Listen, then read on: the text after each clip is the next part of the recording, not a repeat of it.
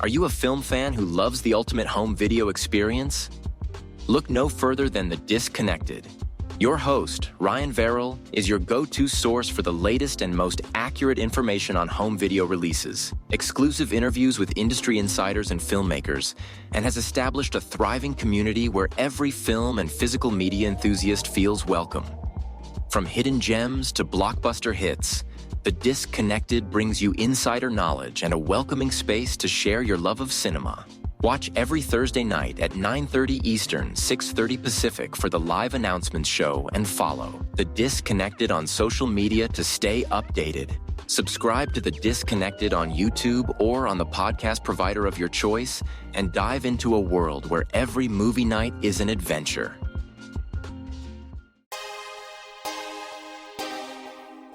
The audio commentary.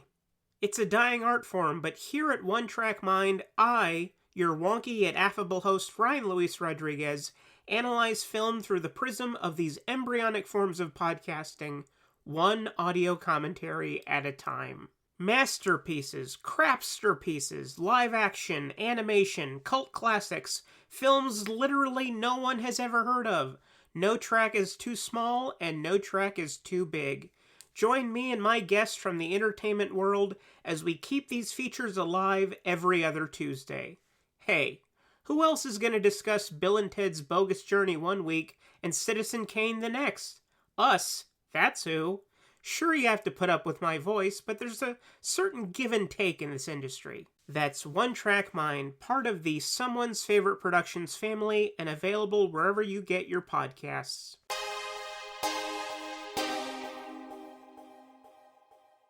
Hello and welcome to Tumbleweeds and TV Cowboys. My name is Hunter. In this podcast, I'll be joined by a different guest each week to discuss a classic Western movie or TV show. I've been a fan of classic Westerns for as long as I can remember, and in recent years, they've become very nostalgic for me. I love the aesthetic, the tropes, and I love seeing different filmmakers' takes on them. At their best, they're incredibly entertaining, rewatchable, and some of my all-time favorite movies are Westerns.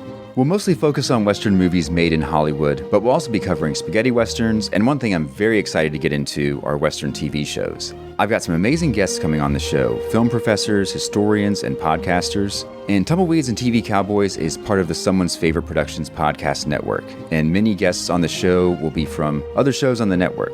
Thanks for listening.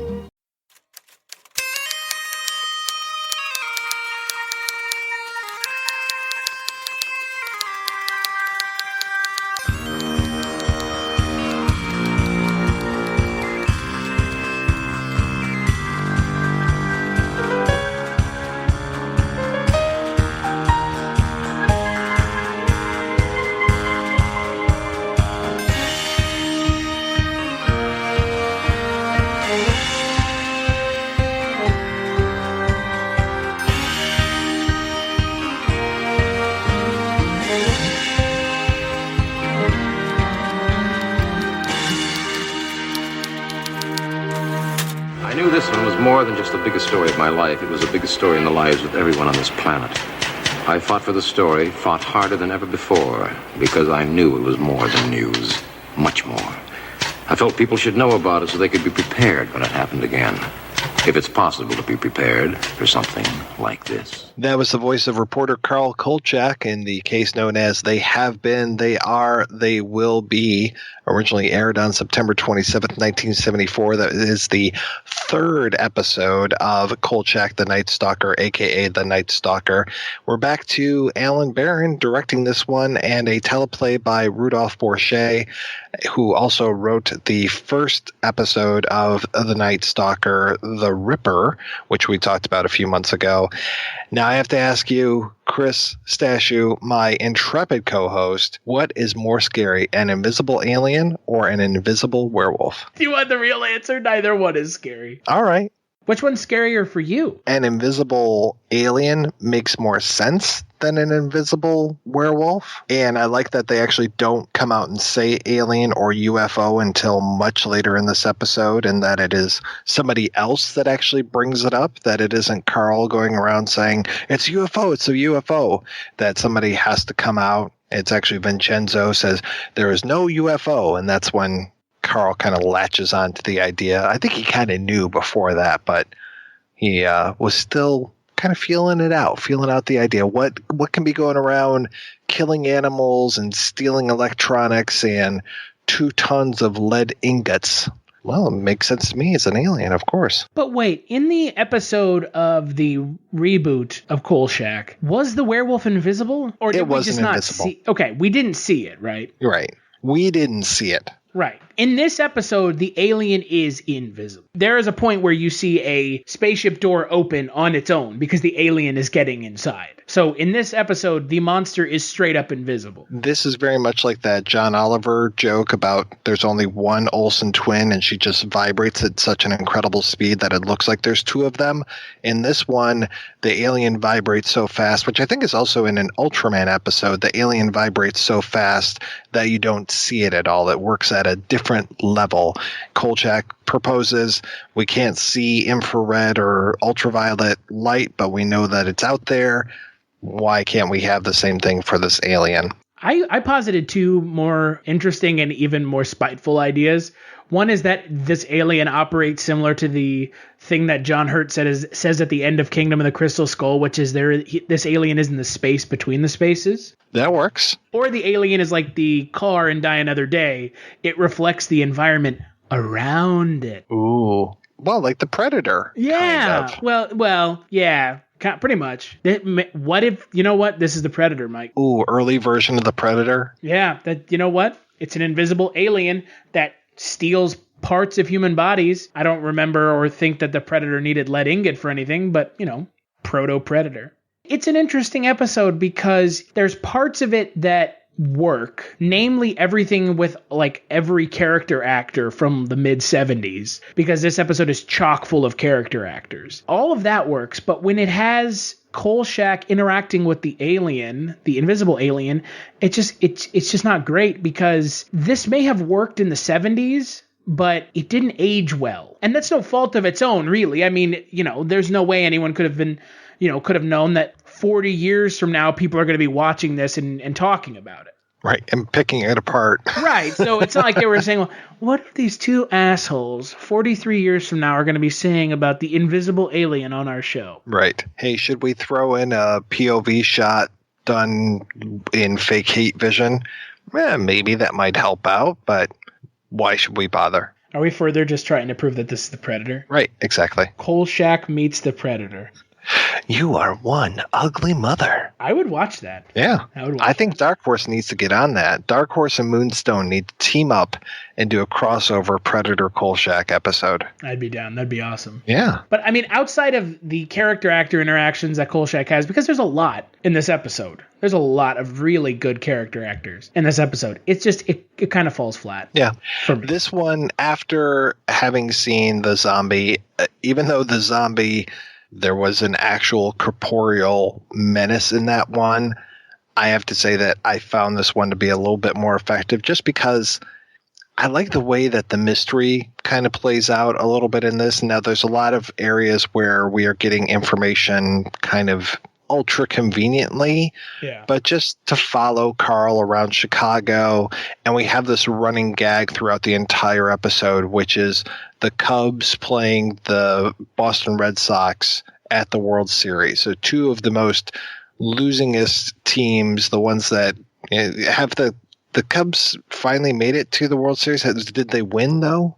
Mike, are you serious? I am serious. They won last year, yeah. Yeah, 2016. So yeah, it only took them 42 years from when this episode aired. They didn't do a movie about it with Jimmy Kimmel and Drew Barrymore, so how am I supposed to know this? Jesus. I know the Red Sox won because of that movie, but otherwise... The Red Sox won, and then they won again like 2 more times in like 5 years. So. Jesus, really? Yeah, the Red Sox won, and then they won again, I think at least 1 more time, probably another time. Didn't they have to kill a goat to let the Cubs win? No, they had to hire a manager who knew what he was doing to win. So killing a goat, same difference. Not having a scapegoat, how's that?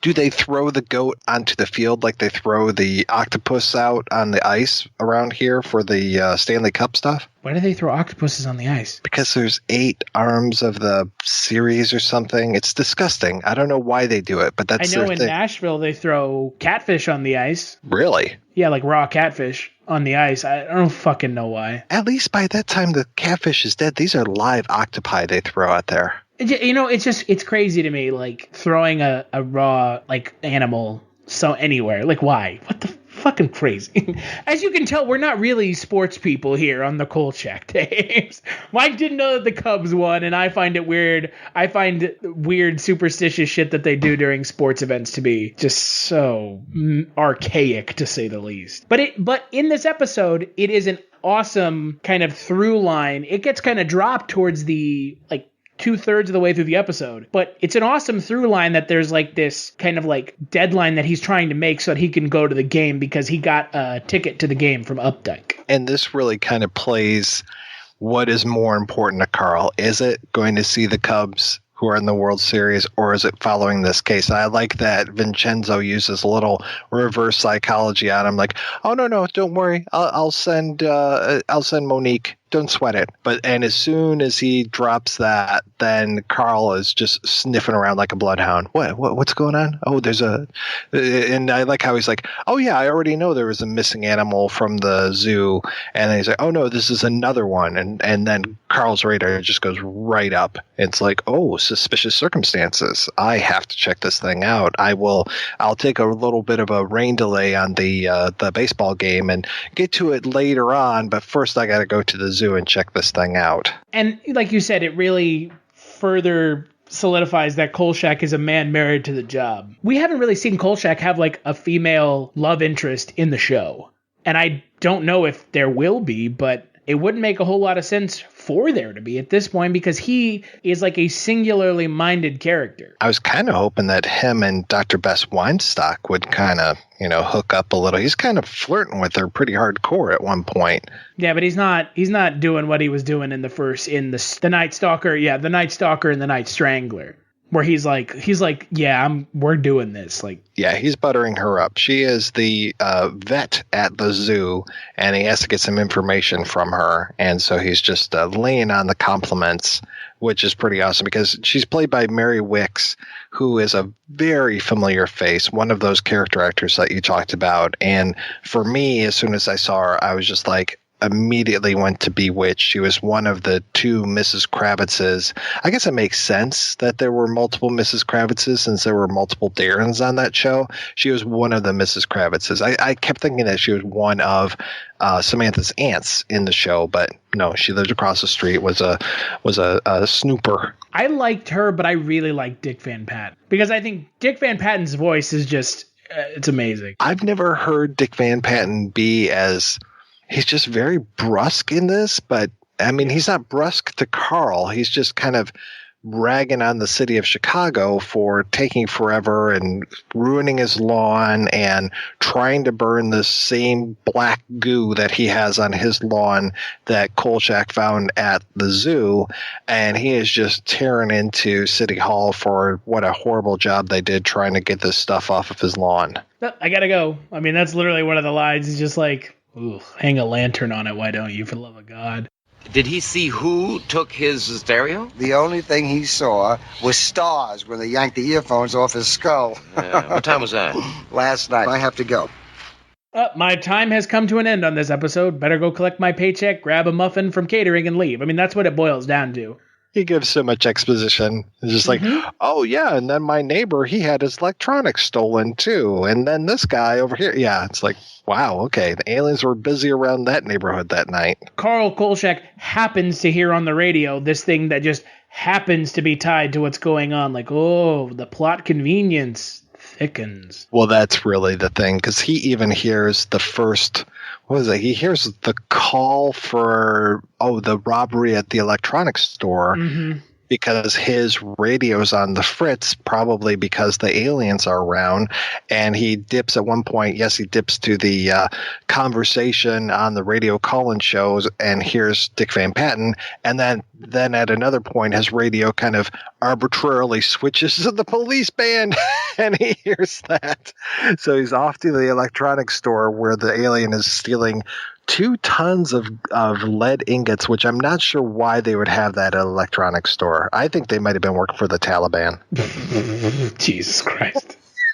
You know, we talked about how this alien might be the Predator. This alien, like, also shares some similarities with E.T. Because it's like this whole episode essentially comes down to, and, you know, you kind of find out in the last couple minutes that this episode is about the alien using bone marrow and lead ingot and electronics to go home. He's hungry, so he grabs a bite to eat, is the way that Carl puts it. I love that. I honestly thought they was using bone marrow to go home. Rather than eating Reese's Pieces, he's sucking the bone marrow out of zoo animals, and then eventually some nutter who thinks that he can speak to aliens through mathematics. You know what? Nocturnal Terrors was an idea that Steven Spielberg and Toby Hooper had, so that's all connected. Keep watching the skies. Yeah. True. But, you know, I was glad that there were a ton of character actors. John Fiedler comes back, which is awesome. John Fiedler's I love that great. scene. But yes. we do get Jack Grinnage and Ann Susi back as well. Ann Susi playing double duty in this. She is now taking the role that, was it the office boy, the mail boy? He had a name. We gave him a name a few episodes ago. He was played by Rob Berger. He's the guy who was developing pictures for Kolchak, and now Monique is doing that job, though. Apparently, Carl only had infrared film at the time, so says that his photographic style is not very good. And it's also refreshing to see that Carl Kolchak is not calling her a stupid woman. Yes, thank goodness. Yeah, I mean, again, I wasn't offended, but again, kind of like the Invisible Alien, doesn't particularly age well. Actually, doesn't age well at all. I would say it ages worse than the Invisible Alien. It's just a different time, folks. And Monique, she's got some good stuff. She's got some good lines in this. If anything, I think that Ron Updyke gets a little bit of short shrift. We get him at the very beginning, him giving the tickets to Carl after Carl reminds him of the jammer for the local roller derby team having threatened Ron's life, and Carl stepping in and being the voice of reason there. So I kind of would have liked to have seen that scene, but I was glad the way that they described it. That was pretty good. Well, and Jack Grinnage is fantastic as Updyke. He's a good kind of foil to Kolchak, but we don't get to see him enough in this episode as far as I'm concerned. No. We'll definitely be getting more of him as we go along. At least I hope. I think we get more of him, and then we get less of Gordy the Ghoul as we go along, which is I'm going to miss if as soon as we start losing John Fiedler in these episodes. Yeah, he's fantastic. I was very happy, and I thought that this was going to be a recurring role to have James Gregory as Captain Quill. James Gregory, another fantastic character actor. I know him most from The Manchurian Candidate. He was a inspector on Barney Miller. People might know him as General Ursus in the Planet of the Apes films. Those are the original Planet of the Apes films, guys, not the Tim Burton abomination or the fairly competently put together recent spate of Planet of the Apes films. Thank goodness they've kind of got a handle on this stuff. Beyond competently put together. Yeah, I'm saying that before the third one comes out. I'm just hoping it doesn't shit the bed. So it doesn't. Okay, good. All right, fantastic. It beyond does not shit the bed. Wow. One of the best movies I've seen this year. Holy cow. A little bit of a preview there for you. I love it. And then his one of his guys, one of the cops there, is Len Lesser, who plays, strangely enough, his name is Crowley, but he has absolutely nothing to do with the forces of darkness. And Len Lesser, to most people, you will know him as one of the guys from Kelly's Heroes. No, you'll know him as Uncle Leo from Seinfeld. Yeah. And such a great voice. And I was afraid he only got one line, but then he manages to come back and give a couple more, but he is not nearly in this episode enough for my taste. I mean, other than Dick Van Patten, probably my favorite character actor in this episode is Maureen Arthur, who plays the aptly titled Woman Speaker. She's a true believer in aliens, let's put it that way, who has a scene very reminiscent of the beginning scene of Ghostbusters 2, where Bill Murray is interviewing a woman who claims she was abducted by aliens at a Holiday Inn in Paramus, New Jersey, except this woman is claiming that the alien was, quote, trying to get fresh with her, and she told it to keep its proboscis to it, appendages to itself. She says something to that effect, but she essentially, rebuffed the advances of a horny alien. I wonder if it was her rebuffing or that amazing hat she was wearing that kind of turned the alien off. That hat, what was going on? That hat should have gotten co-star billing on there. woman speaker's hat. I like that we see kind of the flip side of Kolchak as far as, he is a true believer, but he's not nearly as out there as some of these folks are. And to have this meeting of people who have been taken by, have had close encounters of various kinds. Did I ever tell you the story of the library at the Roswell Museum in New Mexico? I love that place. And you've been there too? I've been to Roswell, yeah. So I went to that museum, that cornball museum. The U.F.O. museum. The U.F.O. museum. The U.F.O. museum and the library inside of it. How dare you, Mike? How dare you insult such an upstanding establishment? I'm in the library, and I'm a big fan of Nikola Tesla, who unfortunately gets lumped in with a lot of like Looney Tunes kind of stuff. But I'm looking for some Nikola Tesla stuff, and I'm just browsing their library. And there is this group of people, and they're all at this one table, and there's one woman, and they're just kind of like huddled around her and just like speaking very low. And I'm just like browsing around, and all of a sudden she pipes up and just goes, "It was not an airplane, believe me." And everybody's just like, "I know, honey, I know." And just like, it was amazing. I was like, oh, she had an encounter. So I guess I need to ask you, Mike, do you not believe in aliens? I don't know if I do or not. I won't even try to use some sort of like Pascal's wager kind of thing.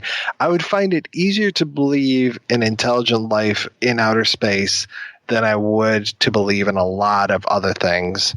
I believe in UFOs. I'm a true believer, but I'm a Kolchak, not a woman speaker. I'm more of a woman speaker's hat. I'm just here for the show, guy. That's right. I just sit here and try to look pretty and come off looking hideous. Roswell's a wacky place. I mean, this episode, if this had been an episode of like Supernatural or something of that ilk, might have taken place in Roswell. Use the X word, because we might as well. I wasn't going to say the X-Files. I actually wasn't. This is such a prototype X-Files episode. Yeah. But to be fair, every X-Files episode that ever had anything to do with aliens was always mythology. This was more coherent than a lot of the mythology episodes for the X-Files in the later seasons. At least there was no black oil in this. And the black oil made sense. It jumped the shark when they killed the entire syndicate off, and then they were like, and now they're super soldiers. Though Darren McGavin's sister isn't kidnapped. Yeah. Yeah. Nor is Monique Marmelstein. Nor is she a smooth, sexy, curvy, redheaded woman. Nor is she thrown into a cab and sent back to Brooklyn. Jesus Christ. That astounding. Still astounding. Get that woman out of here. Eventually we'll find a good cop for Kolchak to go against. Right. It's kind of strange that like the cops aren't recurring characters in the show. He's not moving. He's in Chicago this whole time. So it almost doesn't make sense to have anyone else. Well, the first guy, well, actually the second cop that he goes up against, he gets put away or leaves town under mysterious circumstances because they find out he was a dirty cop. So right. That makes sense. They explain away him. I don't know if in the next episode, if they're going to explain away Captain Quill leaving the force or him not ever showing up again. I doubt it. Like I said, I would really like to have seen more James Gregory. I mean, everyone in this episode is fantastic. I would like to see more of everyone. I mean, I would like to see more of Dick Van Patten in this, in a future episode, but yeah, it's not going to be the case. He could be the monk. Alfred Brindle. Talking about his Italian neighbor who almost had his head taken off. And I did like the guy who was trying to speak the international or the intergalactic language of Mathematico. He was on screen for way too short of a time. Got murdered by the alien. Yes. The alien was just hungry. That's such a weird thing, that the alien sucks out the bone marrow but then regurgitates part of it. I guess most of it maybe, but maybe it just sucks out the nutrients and then belches out the rest. Again, some of the stuff in this episode, primarily anything to do with like the alien itself proper, feels a little half-baked. Well, there's even the whole thing of, are the animals actually kidnapped or have they had quote-unquote heart attacks? Because one person says they're kidnapped and then the other one says, no, they're all dead because of heart attacks. Obviously, they haven't had heart attacks, but the corpses are still there, so Anyway, whatever. We're not going to poke holes in this thing. So Yeah. I really, speaking of regurgitating black goo, I was really happy with the scene of Kolchak and Vincenzo when Vincenzo's trying to eat that gourmet meal that has been brought to the office. Which ends up also being brains. How fucking strange is that? He's like, he has like a gourmet meal in his office with like a candle and everything. Like he's in like a fancy restaurant with like a waiter in his office. He says who has sent it over. In the script, it's actually Mr. Marmelstein, Monique's uncle, who has sent it over. Who owns the paper. Yeah, and this one they change it to somebody else, which kind of makes more sense, I guess. I don't know why the publisher would be sending it back over or sending over this meal unless he was thankful that Monique is now under Tony's protection or something. I don't know, but Right. Who cares? It works. That scene works really well. The scene with Gordy the Ghoul works really well, where he's surreptitiously passing this autopsy tape to Carl, and just this whole like him behind the other mortician just shaking his head and like, oh no, that's not the real story, Carl. And Carl just pretending like he's buying this whole thing, and how great the relationship is now between him and this morgue attendant.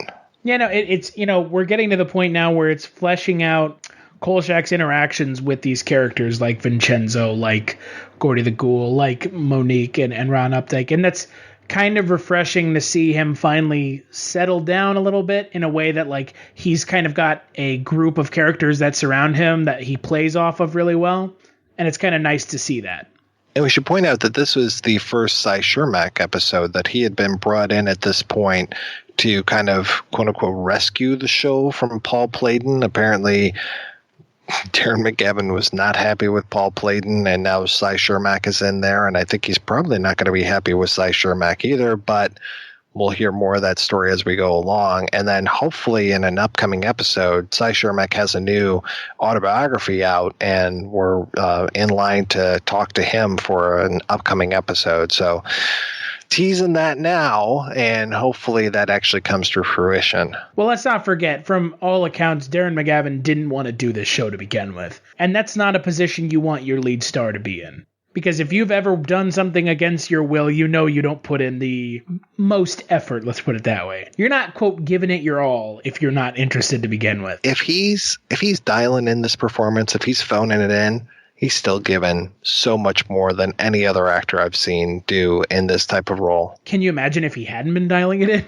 Wow. It wouldn't have helped the script writing, though. No. Well, that's the thing. I think, again, we see this problem of a weekly show and these kind of holes that are, we're easily poking into. We haven't even really given it the real, comb through to say, well, what about this and what about this and how about that thing? Just even looking at this cursory, it's like, oh, there's some things that don't really add up with this. Had they had more time to work on the script, I mean, I was looking at the revisions for the script, and it was like, rather than, I think it was either last week or the week before with the scripts, it was every week they were handing in revisions. With this one, it was every 3 or 4 days, and they went through like 6 or 7 revisions, one after another, and it's like, well, no wonder there's some loose ends in the script. If you're belting it out that much, you're not taking the time to tighten the script. Yeah, it's going to have some hair to it that's still kind of sticking out. You can't expect to tie up all the loose ends. And let's not forget, everyone knows that the show is tonally way different than the original 2 movies.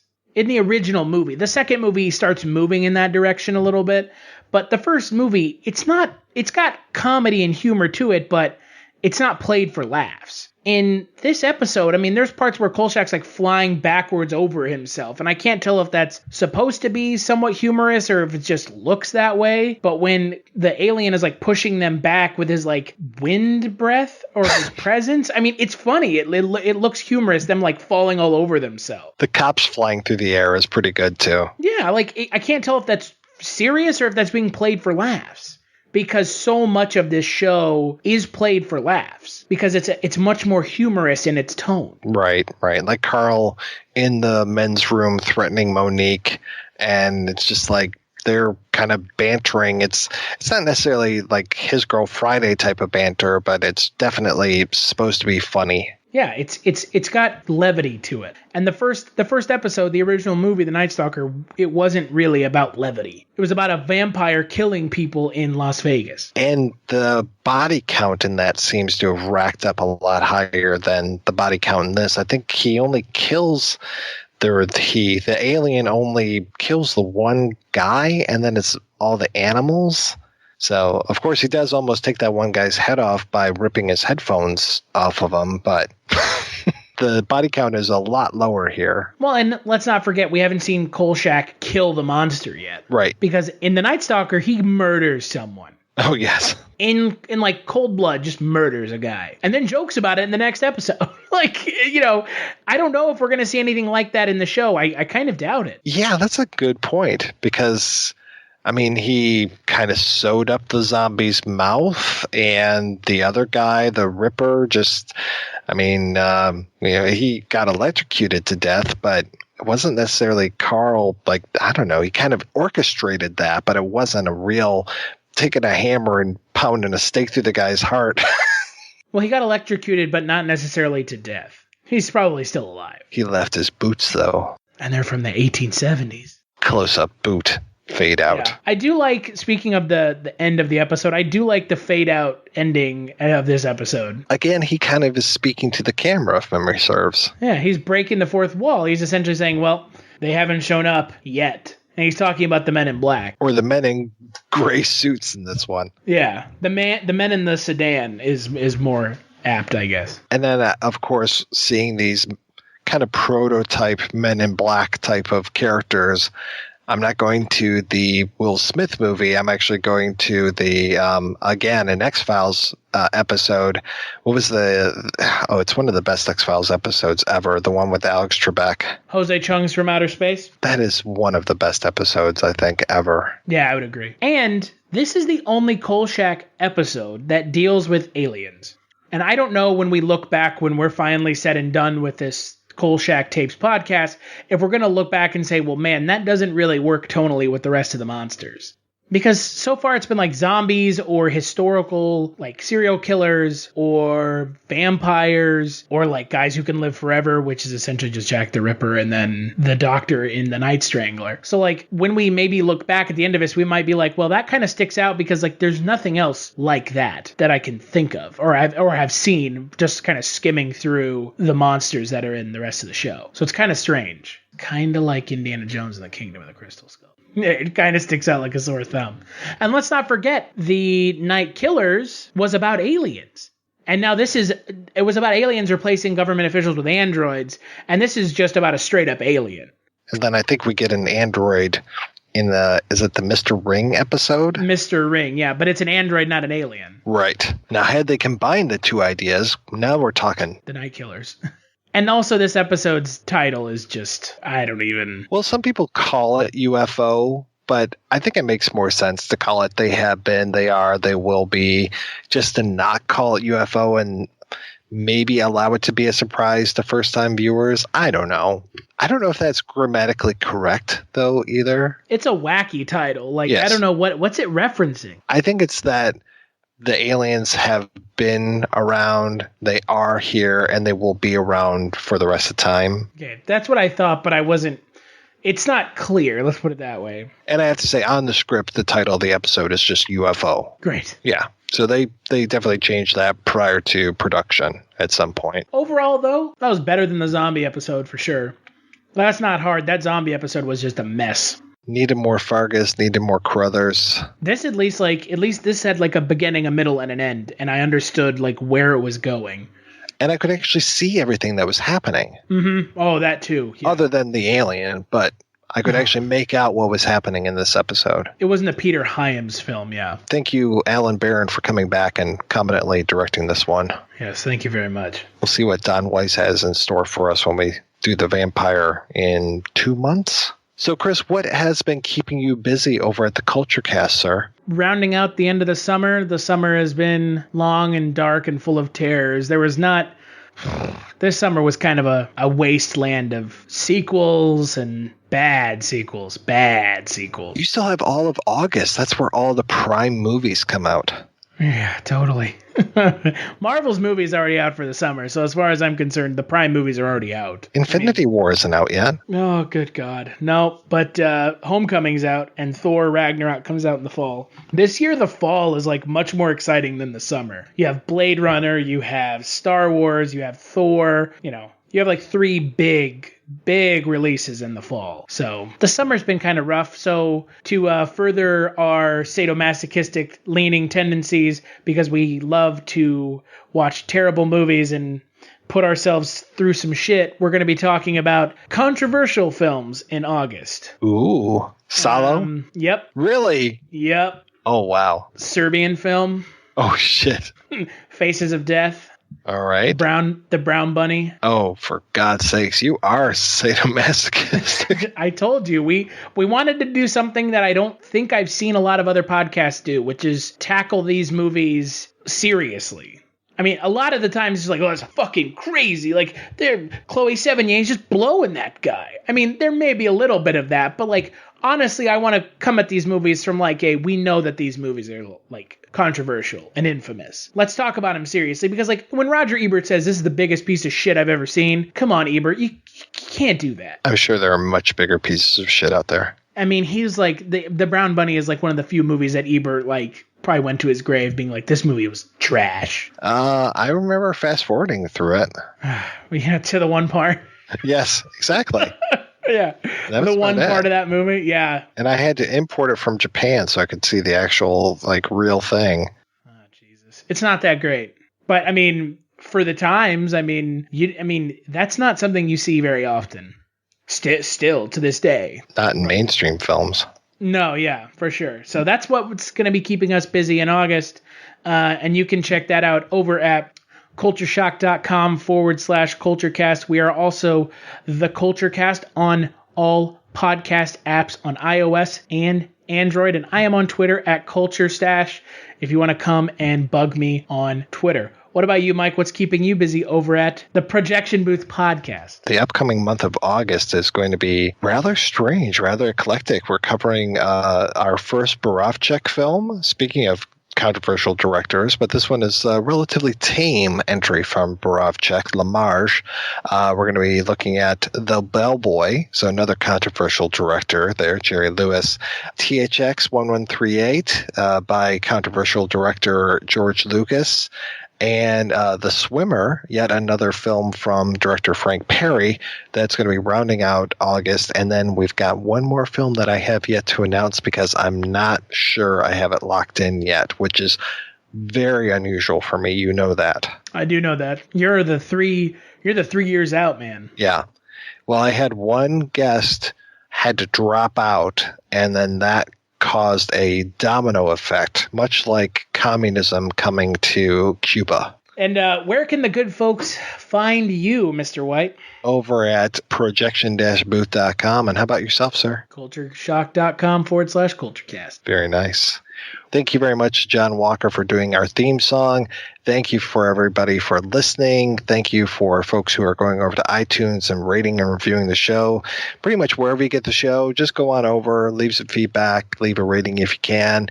Helps get the word out. We've actually had just an exponential explosion of likes on our Facebook page, which is just kind of crazy. So not sure why that's happening. Maybe people are actually starting to listen and like us. And, these episodes have been actually kind of short. It's not like a marathon 5-hour session like a Projection Booth episode or you're running at least 2 hours over there at CultureCast. We've done a couple 8-hour podcasts. Holy shnikes. Yeah, there was the Saw podcast and the Teenage Mutant Ninja Turtles podcast. Those were like 8 hours long apiece. Wow. Well, I guess if we did the entire run of Kolchak all at once, then we might be talking about that. But yeah, that'd be a hell of a podcast. Oh, man. Maybe we'll just edit all these together and we'll see how it turns out. That would be a monster of a podcast. You know what? I put this challenge out here to our listeners. If you guys got us to the top 25, top 50 on iTunes, Mike and I will come to Chicago, the home of Kolchak, and do a live Kolchak tapes. That works. Put that to you, our listeners. If you get us into the top 50 on iTunes, my hand to God, if he existed, which he doesn't, we'll come to it live. For you, the listener. All right, guess we got to keep watching the charts. Some people watch the skies, we'll watch the charts. And make sure to listen next month when we come back for the next episode of the Kolchak 2006 reboot. And that episode is called, Mike? The 5 People You Meet in Hell. All right, well, thanks again for listening. Be sure to join us next month. Get us up there at the top in iTunes, and we'll be Chicago bound. They tried to make a little park out of the woods near Snake Rock, daffodils, tulips, but they couldn't get anything to grow. There was an area shaped like a saucer at the bottom. If you want to see it, you'll have to hurry. Our park commission decided overnight to do extensive reclamation work in that particular spot. They're filling it in with concrete. What happened? It's all a point of view, really. A traveler has a breakdown, stops to fix it, gets a road map, has a bite to eat, and goes on his way. It's happened to all of us. But this traveler happened to be light years off his course instead of miles. As for me, well, I haven't heard from the boys in the sedan yet.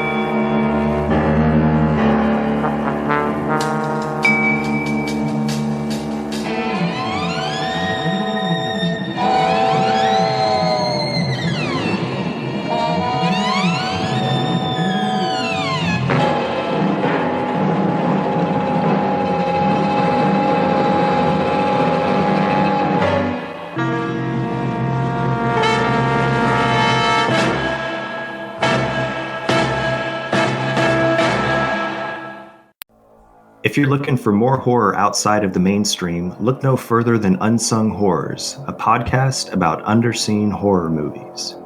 I'm Lance. And I'm Erica.